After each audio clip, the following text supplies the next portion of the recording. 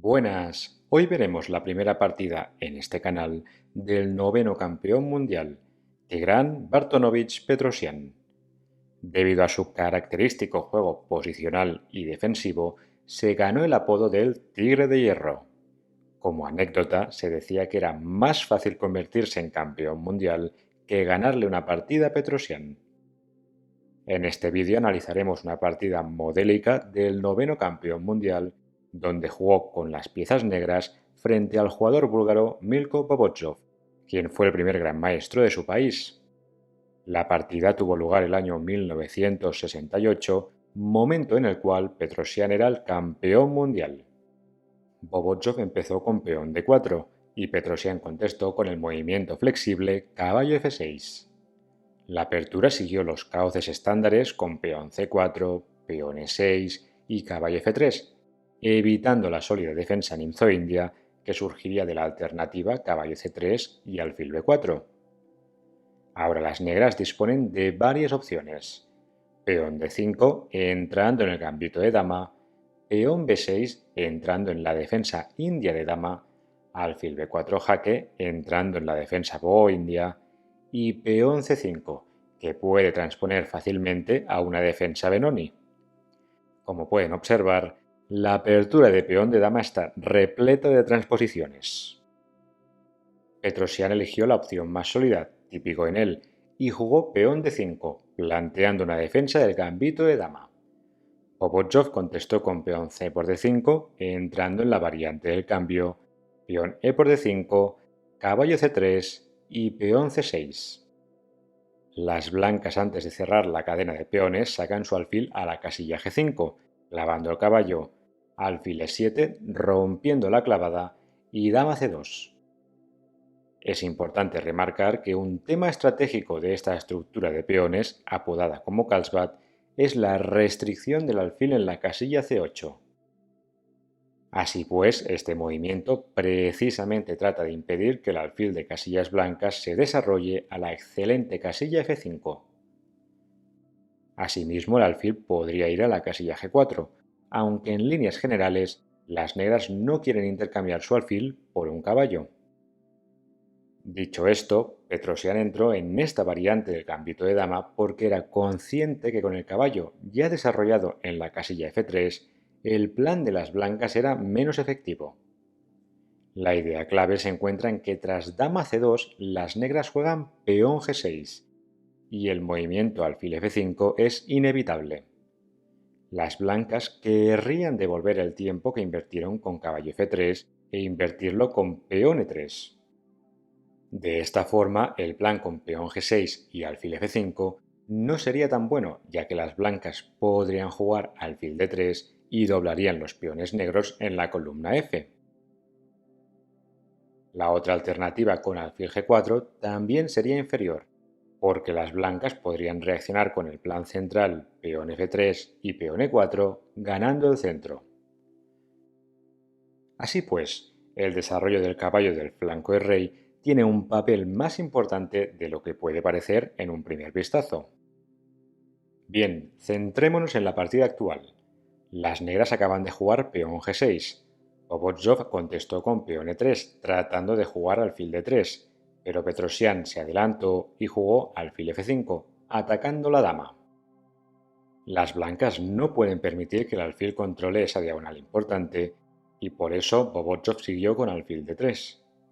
Petrosyan intercambió felizmente los alfiles con alfil por e3, dama por d3 y caballo b d7, terminando el desarrollo. Las blancas intentaron impedir el enroque de las negras con alfil h6, pero tras caballo g4 el alfil tiene que retroceder a la casilla f4. El encuentro siguió con enroque corto por parte de las negras y posteriormente de las blancas. En este momento podemos decir que hemos llegado al medio juego en una posición tipo Karlsbad. Dicho esto, la falta de alfiles de casillas blancas juega a favor de Petrosyan. El motivo más obvio es que el alfil de casillas blancas se compenetraba bien con la estructura de peones de Bobochov. Por otro lado, el alfil en la casilla f4 choca con sus propios peones, hecho que no sucede con el alfil de Petrosyan. Más adelante veremos otro motivo por el cual la falta de alfiles de casillas blancas es favorable para Petrosian. La partida siguió con torre 8, movimiento natural colocando la torre en la columna semiabierta, peón h3 expulsando el caballo y dando un aire al rey, caballo g f6 y caballo e5 ubicando la pieza menor en un buen puesto avanzado. En este momento Petrosian tomó una decisión muy interesante desde un punto de vista posicional. La respuesta más natural sería caballo por e5, eliminando el poderoso caballo de las blancas por el caballo algo pasivo en la casilla de 7. No obstante, Petrosian tenía una excelente comprensión posicional de esta estructura de peones y jugó caballo b6. Este movimiento puede parecer algo dudoso, ya que el caballo se encuentra pasivo en un extremo del tablero y deja al caballo en la casilla e5 campar a sus anchas. Para entender este movimiento, primero debemos conocer los planes asociados a esta estructura de peones. En líneas generales, las blancas tienen dos planes. Un primer plan, que podemos definir como central, consiste en jugar peón f3 y peón e4 y buscar un ataque en el flanco de rey. Sin embargo, la falta de un alfil de casillas blancas en la casilla ofensiva de 3 dificulta dicho plan. El segundo plan, que podemos definir como de flanco, consiste en jugar peón b4, peón b5, peón b por c6 y crear un peón retrasado potencialmente débil en la casilla c6. Este plan se conoce comúnmente como ataque de minorías, ya que la minoría de peones blancos ataca la mayoría de peones negros. Dicho esto, nos podemos preguntar, muy bien, pero ¿qué tiene que ver caballo b6 con todo esto? Bien, la clave está en que el ataque de minorías implica jugar peón b4. Por lo tanto, la casilla c4 quedará débil, ya que no habrá un peón en la casilla b3 que la proteja. Este hecho pone en perspectiva la importancia de retener el alfil de casillas blancas, ya que esa pieza cubriría la casilla clave en c4.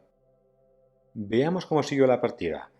Tras caballo b6, Bobotsov contestó con alfil g5, caballo e4, movimiento temático atacando el alfil por e7 y dama por e7.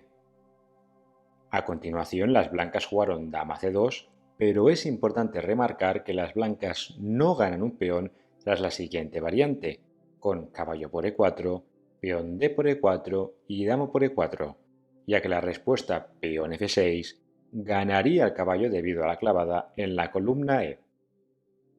Volvamos a la partida tras dama e7. Bobotsov continuó con dama c2 y Petrosian llevó su caballo a la casilla de 6, que en esta estructura Carlsbad es la mejor ubicación para el caballo. Las blancas, viendo que su ventaja se había visto completamente neutralizada, optaron por simplificar más la posición con caballo a4, caballo bc4 colocando la pieza en el puesto avanzado, caballo por c4, caballo por c4 y caballo c5, poniendo también el caballo en un puesto avanzado. Petrosian devolvió el caballo a su mejor casilla en d6, que además sobreprotege el peón en la casilla b7 y mantiene un ojo a ambos flancos del tablero. Llegados a este punto, ¿cómo evaluarían esta posición? Superficialmente puede parecer que la posición está igualada, el balance material es idéntico y el único detalle que cambia es la colocación de los peones en las casillas c6 y e3. Veamos qué opina Stockfish. A continuación pueden ver una secuencia de cómo cambia la evaluación del módulo de ajedrez a medida que éste profundiza en la posición. Al principio la evaluación es de completa igualdad, pero a partir de una profundidad de 33 empieza a dar una pequeña ventaja a las negras. Fíjense que la profundidad está marcada por la flecha roja. Así pues, la tendencia es clara. Cuanto más profundo es el análisis, mejores perspectivas tienen las negras. Si están interesados en el funcionamiento de los módulos de ajedrez, en este canal podrán encontrar dos vídeos sobre este tema. Les dejo el enlace en la parte superior del vídeo. Volviendo a la pregunta que hice sobre cómo evaluarían esta posición, La respuesta es que las negras tienen muy buenas perspectivas. Ahora debemos entender el porqué. La explicación reside en que las blancas no disponen de ningún plan productivo. El plan central con peón F3 y E4 es poco recomendable, porque la dama y la torre ponen mucha presión al peón en la casilla E3. Si las blancas insistieran con torre a E1 y peón F3, las negras contestarían con caballo F5, haciendo tambalear el centro de las blancas. Asimismo, el plan de flanco con peón B4 tampoco es recomendable. Si las blancas insistieran con peón A4, la simple jugada peón A6 detendría el ataque de minorías.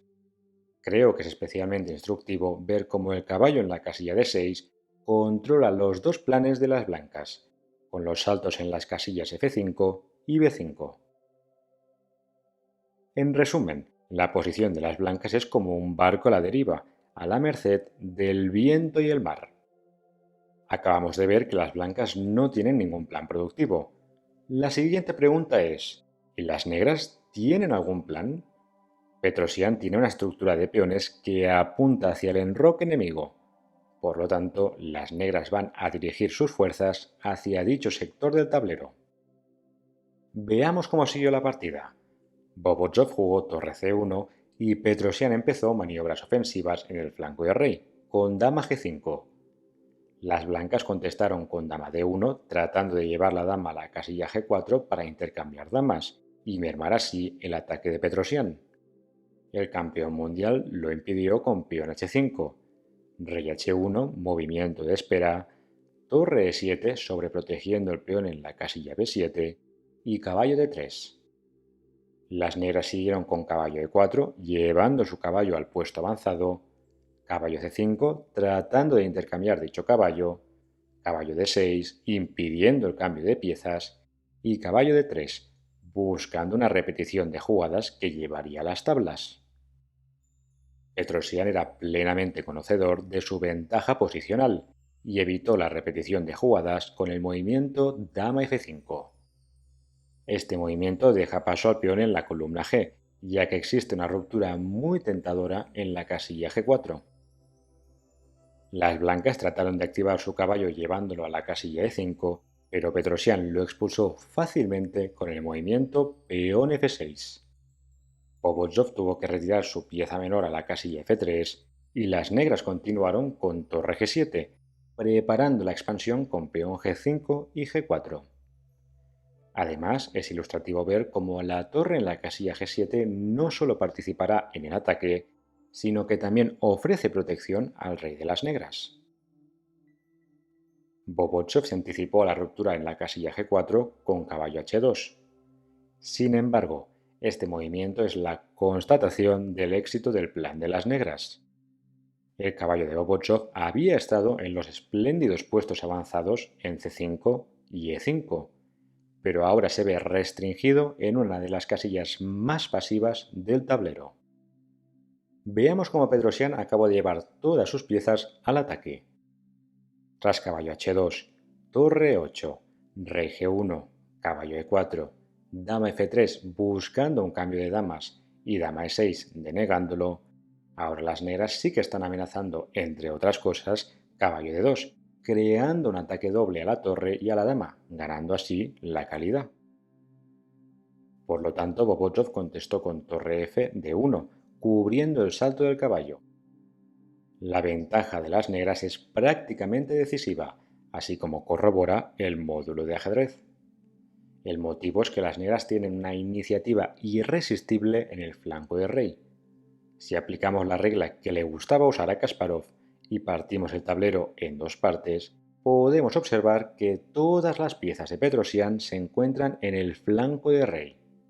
Sin embargo, las dos torres de Bobochov no contribuyen a la defensa de su monarca. Así pues, tras torre F de 1, Petrosian jugó peón G5, el mejor movimiento de la posición, tratando de abrir la columna G para su torre. El movimiento peón G5 sacrifica al peón en la casilla H5, pero como se decía comúnmente, si Petrosian sacrifica material, es que la posición rival no tiene salvación. El encuentro fue llegando a su final con dama por h5 ganando un peón, pero colocando la pieza en una casilla muy vulnerable. Peón f5, torre e1 y peón g4, tratando de abrir la columna g. En la partida Bobochov jugó peón h por g4. Sin embargo, las blancas querrían mantener la columna h cerrada, con peón h4. Desafortunadamente para Bobochov, tras peón h4 podemos ver el beneficio de haber desviado la dama a la casilla h5, ya que torre h7 atraparía a la dama de las blancas. Por lo tanto, tras peón g4, las blancas contestaron peón h por g4, peón f por g4 y peón f3, que evita torre h7, ya que seguiría dama por g4 jaque. Así pues, tras peón f3, las negras capturaron con peón f por g3, abriendo la columna para la torre, y caballo por f3.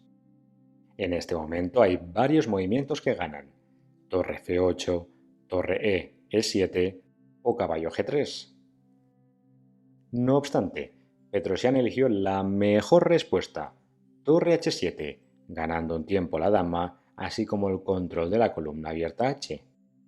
La partida acabó con dama e5, buscando por enésima vez un cambio de damas, dama c8, rechazándolo, dama f4, torre f8, tomando el control de la segunda columna abierta, dama e5 y torre f5, atrapando la dama. Fíjense que todas las casillas están controladas por piezas negras, un hecho remarcable dada la extrema movilidad de la dama. Ante la inminente pérdida de material y frente a un ataque demoledor, Bobochov se rindió. En conclusión, creo que esta partida es un clásico muy relevante para entender las estructuras tipo Carlsbad. Hay muchos temas estratégicos a recordar, como la maniobra caballo d7, caballo b6, la importancia del alfil de casillas blancas, la casilla d6 para el caballo, la idea con torre 7 y torre g7, y finalmente el ataque de peones en el flanco de rey. Si les ha gustado esta partida, les recomiendo que vean el encuentro entre Karpov y Timman el año 1988. Ambas partidas tienen un papel teórico relevante en el desarrollo de esta apertura. Les dejo el enlace a la partida en cuestión en la pantalla de recomendación. Espero que les haya gustado, saludos y hasta la próxima.